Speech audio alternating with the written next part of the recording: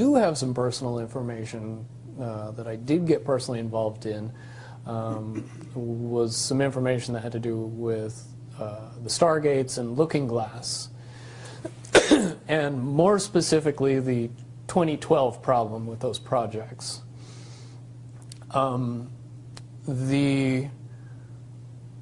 guess, popular opinion of what's out there right now is that the project was shut down because there was a problem when we approached 2012. I've heard it described a number of ways, but to my knowledge, the problem is that the timelines converge on that point in time. And when you know enough about the Stargate projects and the Looking Glass project to know that how string theory works and how the possibility of possibilities works and how making one choice over here doesn't necessarily mean that the other choice couldn't exist at the same time. But once you get your brain wrapped around this subject, you find out that at the end of 2012, in an easy way to put it, the choices that we make become less and less consequential to the future. And eventually we're pushed into this bottleneck of time, no matter which choice we make. And that's important to the people that had access to Looking Glass because they would use Looking Glass knowing the choices that they would make and the future would pop up. The big mistake was coming up with the possibility of future. And when we started using a computer to say, well, if we make this choice, it's 79% possible that this scenario happens, and 23% are possible, or whatever, you know, I'm using round numbers, that this scenario would happen. The understanding at the time was that was realistic. However, if you go down the road further and free will continues to exercise itself on this game, that 79% possibility sometimes changes very, very fast. But if you look at the situation in a point of time, it seems very realistic that that's the greatest possibility. What happened was people, very smart people, began to figure out that something big was coming up. Something that made it so all the possibilities of all the future scenarios of any choice, any possibility that was fed in and observed through the Looking Glass inherently ended up in the same future. And no decision and no possibility changed past a certain point. That's the big secret. Okay, so is that certainly 2012 in your understanding? It well coincides with December 21st, 2012. So at that point, all possibilities lead to the same timelines. Rubicon. All possible timelines lead to the same basic set of history in the future. And what is that history to you? Did you know that, or did you find that out? That is the big question. That is the big secret. That is what sends everybody that has all of the information, that knows everything, into a blind panic. The people that know everything about Looking Glass, that have gotten all the reports and all the information, the elites of the world, probably figured out that that was the end of the game, and nothing could be manipulated beyond that point. So do you think that's held true? In other words, well, I have about 60 questions, but do you think that's true or holding true, that nothing could be manipulated, that they haven't found a way to manipulate, that's still the case? I mean, this is knowledge that you would have gained back when? Back when I was in the military, it would have been before '97 when I got in trouble. And it was things that one of my particular areas that I was amazingly intuitive about is problem solving / mission planning, or more specifically, taking a bad mission and fixing it, getting So- everybody through and out of it. Troubleshooting an optimum future. Exactly. Certainly knowing how string theory and possible futures works makes it so you can work your mind very quickly to see the reality of what's happening and decide what decisions need to be made to change it for a particular outcome.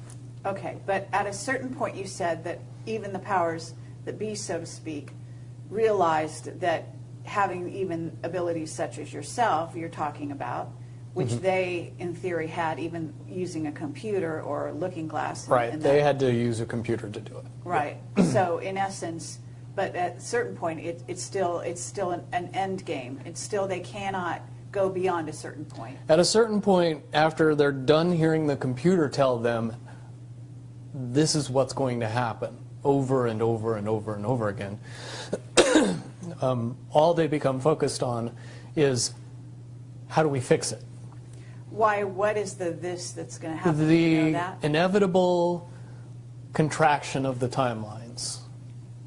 But what does that mean for this reality? Do you know that? I don't know that. What I do know is that I was called in and asked to solve this problem, this timeline contraction problem. And I eventually did my due diligence and did all the investigating, and basically only had one piece of information, and that was reinforcement. The computer's right.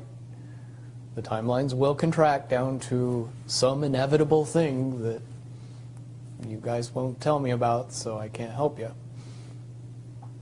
But it's, what you're basically, you came back with was, it is inevitable, whatever it is. There is an inevitable event. It's been forecast, it's been predicted, it's been fed to us in a slop trough of what they want us to believe will happen.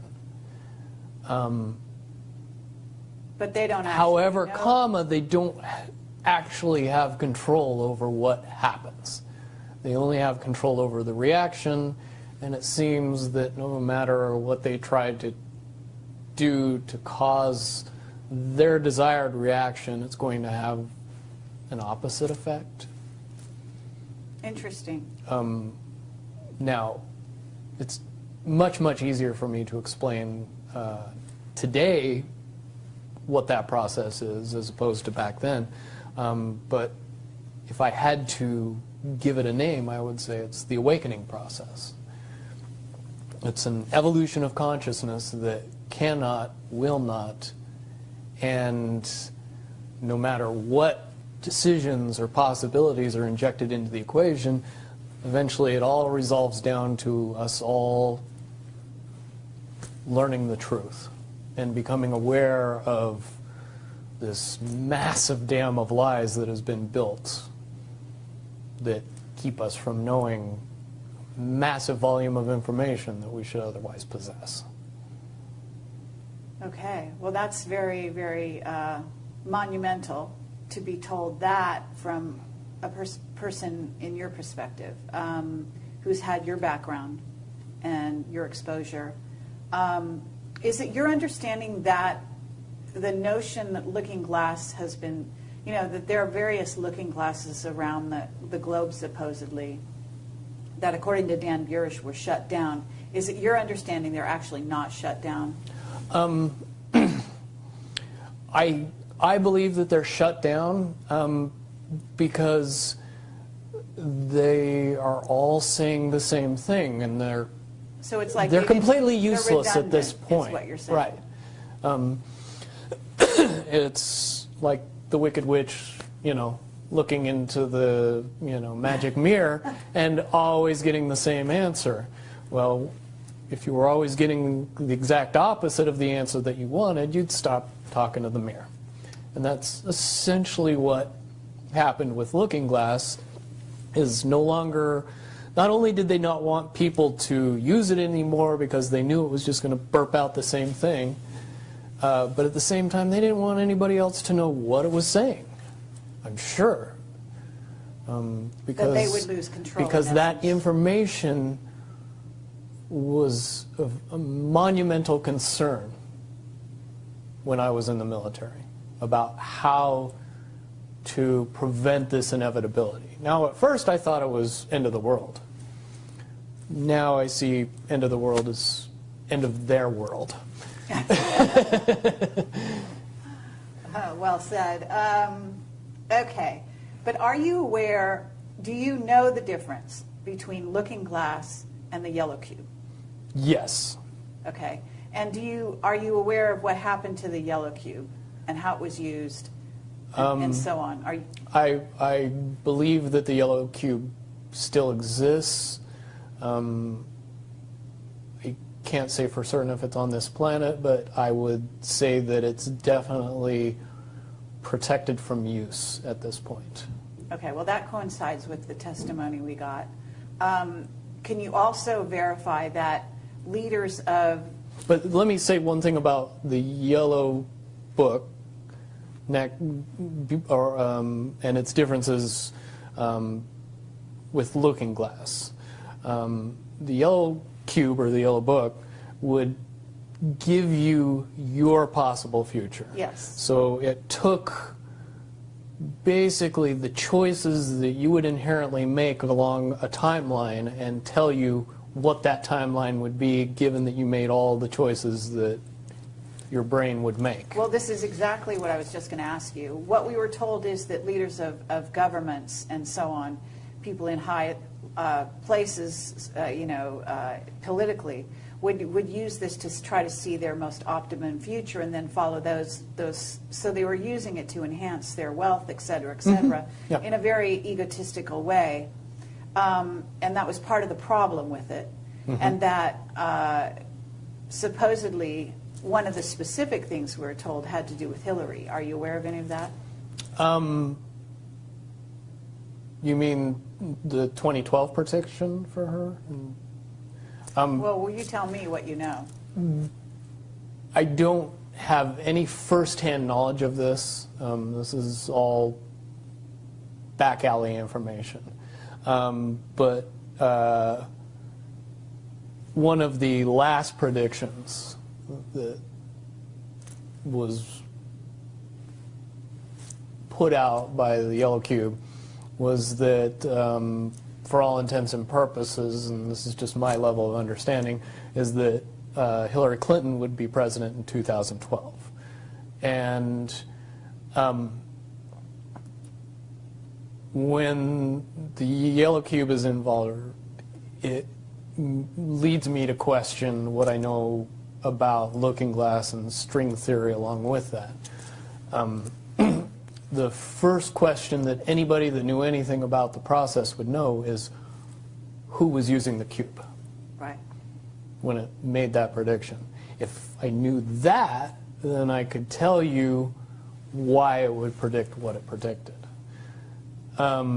Wasn't there also an issue with, I'm not sure, but in using the Yellow Cube, Yellow Book, however you want to term it, that they actually had to use it through an intuitive who had a high vibration, had to be in the vicinity to, in a sense, be the go-between between the person who wanted to use the cube Right. and the cube itself. Because normally they didn't have the vibration necessary. Correct. And that is a process that would prevent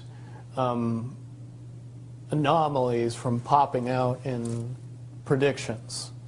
But it wouldn't completely. No, and I'll tell you why. If it was used properly by somebody that knew how to use it and could eliminate their thought process from the machine's effective use, it would be very easy to get an exact, what future holds. Right. However, anybody that has that ability would inherently know that that information could not be given and would be protected. And that inherent notion would inject something into the yellow cube or the yellow book that would give an inaccurate statement. Just by the person that's using its intuition saying, if I tell the truth, it'll be bad. So the higher levels pick up on that and throw out a different scenario that Right. isn't the truth. It's in a sense the feedback loop gets dirtied somewhere along the line by exposure. And that's why those pieces of technology should have never been used by humanity in its current level of understanding. Because for all intents and purposes, the technology doesn't work right when we use it. Right, I totally get that. Okay, so to get back to Looking Glass and the possible futures that they do converge, and the notion of, is there anything else that you can tell us, that you would want to tell us about that and the rest of the laundry list of sort of information that you had direct exposure to, either for yourself or through someone that you had vetted? The biggest cherry on top of all this conversation would be a synopsis to say that if I could convince everybody out there that for all intents and purposes, what we believe to be true eventually becomes true.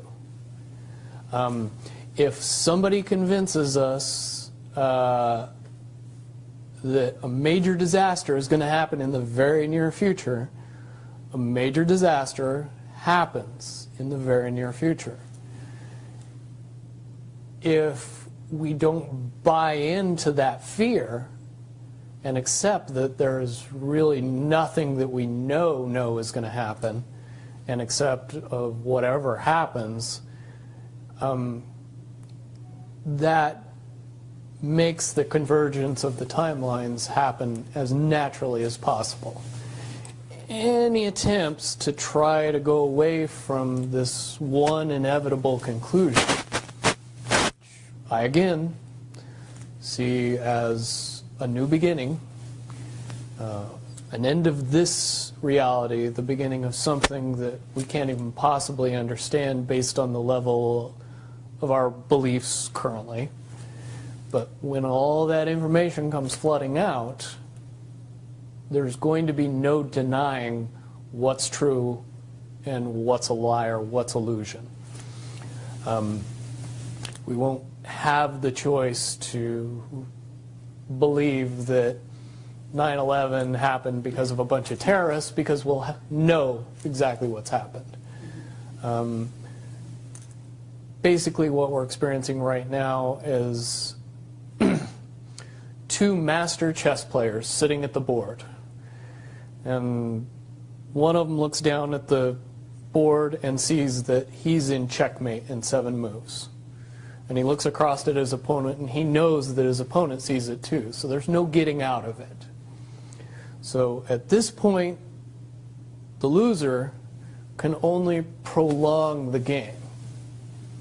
The game, both players know the game is over. It's only a matter of time before he does this, and then you're forced to do this, and then he's forced to do this, and eventually checkmate. We, as a race, if we could understand that the game is over, that based on the rules of the game, the bad guys have already lost, the good guys have already won. Yes, there's moves left on the table, but those moves are being forced by the player that is going to win.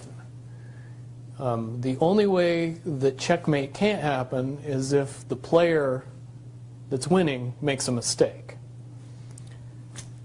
But from all of the information that I've gathered, all of the information that's been given, all of the information that's been vetted to me, it seems pretty obvious that the good guy player on the side of the chessboard knows exactly what has to be done to win the game. And so at this point, any mistake would be all but impossible. But again, you really have to understand the game to know that the guy that's losing is lost. And I'm sure most people sitting watching a chess match between two advanced chess players know the game's over long after the two players know it's over, because they can't see the board and see that there's only 7 moves left. Okay, but when we come to this convergence, and again, you've seen, or the looking glass has seen, up to that point. Now, let me say why I believe that it comes down to one inevitability, is because I was entrusted in getting it down to 2 possibilities. And I've heard both of those possibilities talked about in massive proportions, the good and the bad. Okay, do you want to talk, so can you, in one sentence, say what the good was and the bad was, or are you able to do that? To most easily put it to people, I suppose. one scenario is what most people would understand to be ascension, or an evolution of consciousness, that brings us out of the cocoon and turns us into a butterfly. Timeline 2 is some kind of major global catastrophe that drives most of us underground and leaves a few of us on top to fend for ourselves. Very well put. Okay, so I would imagine, and you can... But I would also like to point it out that they call Timeline 2 Timeline 2. It seemed very odd to me that even back then it was identified as not 1. And that Okay. one is the didn't ascension get one. talked about. Okay, but 1 is the one that involves what in essence would be ascension, or moving into, from the cocoon to the butterfly.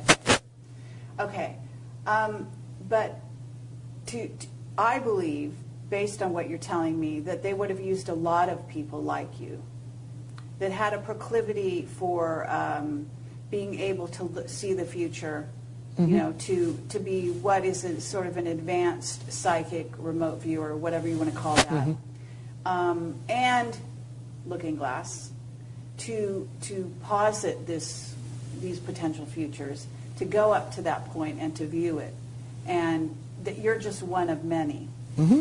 Wouldn't you agree? I would agree. And back in 1991, when I began my little adventure in the military, I would say that it was pretty obvious that there wasn't very many of us. However, you go 20 years into the future and you find out that it's coming to the point where there's a lot of people that have that ability, that are inherently realizing that ability, and are able, through some unknown extraordinary means, to develop that ability inside themselves without any outside help or assistance. And it's quite obvious that as far as advanced intellectual abilities, as far as simple intelligence levels, and cognitive skills of the human race has increased exponentially in the past 20 years. And people that were 10 years old in 1991 are now 30 years old and fully awake and conscious of this burning inside that says, I am a lot more than what I see in the mirror. Absolutely. Okay. I do have a question in regard to what the military-industrial complex has been working on. Because with the knowledge that you say they have, assuming that they have this level of knowledge that you're talking about, right? In other words, of the timelines converging and the fact that there was going to be something. And I don't know if you saw the movie or the TV show Fast Forward. I mean, but there's been so many possible, scenarios in that regard. But one of the things that goes on is they are very busy building underground bases, supposedly underground cities. And so they seem to be hedging their bets for the negative timeline and putting their emphasis there. And would you say that that is because why would somebody want something negative to come true? Well, of course, the Illuminati have a program that they're working on in that regard. But basically, the sort of well-meaning military that just goes after contingencies, and is just working towards a future that they want to prevent or deal with when it comes. Can you explain why they have been hedging their bets to such a degree on the negative? It's very simple. They're insane. And beyond insane, they have literally deluded themselves into believing that they can somehow manage to get away with what they're trying to get away with. There is a distinct lack of reality in that thinking. Okay, what about the notion that CERN, for example, is engaged in trying to beat that game, as you call it? I would say, look at the problems CERN has had. The crazy little things that have kept that project from moving forward.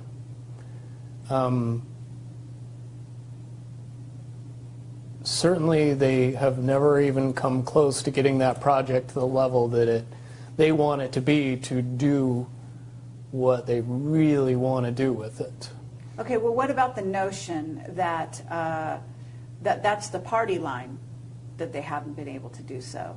But if you really think about it, that's what they would prefer people believe, so that they don't think that there's a threat. But when you listen to the interviews of the scientists that are working on the project, even they say that it seems like somebody or something from the future won't let them get that project done. And the craziest little things have caused massive damage to that project. And when you get the foremost thinker in string theory saying, yeah, I don't think we're going to do it because I don't think fate wants us to do it, that says something about a scientist. Okay, so, well, thank you very much. I think that at this point we're going to have to close this down unless there's any other things that you think that we haven't covered or that we could possibly touch on that you want out there.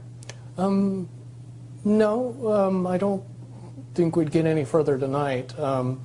Certainly from what I know, the questions will come out and be more than happy to do a live feed after that and answer any questions that anybody comes up with from this interview. Wonderful. All right. Well, thank you very much.